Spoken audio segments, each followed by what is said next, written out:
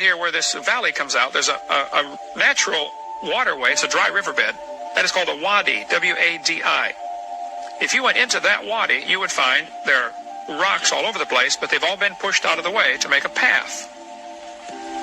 Somebody pushed all the rocks out of the way to make a path for wagons, apparently. That dry riverbed, the wadi, ends up at that white dot, which you can barely see out from this satellite map. That white dot is actually this giant beach. Off to the right, you can see where that wadi comes into it, that dry riverbed. And at the bottom of that beach, way down there, which would be the south end, at the south end, Ron Wyatt found this pillar. It had fallen down, half in the water. He and his sons dragged it out, scrubbed it off. A lot of it was eroded, but part of it was still readable. And it basically said something to the effect of, this pillar was erected by King Solomon to commemorate the crossing of the Red Sea. So they went and did some research. The National Geophysical Data Center in Boulder, Colorado has a map showing the depth of the water. How deep is the water? Above this red arrow, you can see where it says the Elan Deep, or Elat Deep. It's nearly 5,000 feet deep. The Gulf of Aqaba is. Incredibly deep water. South of there is the Aragonese Deep, which again is nearly 5,000 feet deep. But right where that arrow is, there's a shallow place. It's only 900 feet deep, which is still pretty deep. But 900 foot in 8 or 9 miles is a nice gentle slope down and a nice gentle slope up. Easy for wagons. There's an underwater land bridge right there. He says they walked across on dry ground, 900-foot wall of water on both sides. He went out to as deep as they could go, 100 feet or whatever, 150 feet with the scuba equipment, and found all along, as far as they could go, chariot wheels with no chariots attached to them. And chariot bodies crumbling badly, poorly conditioned, with no wheels on them. They found horse skeletons and human skeletons crusted over with coral.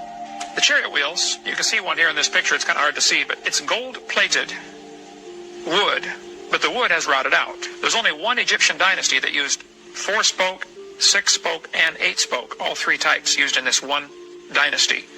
And all 3 are found down there, or something like that. If you look at the far right, this arrow is pointing to a mountain in Saudi Arabia called Jabal al-Laws, which means Mountain of Laws.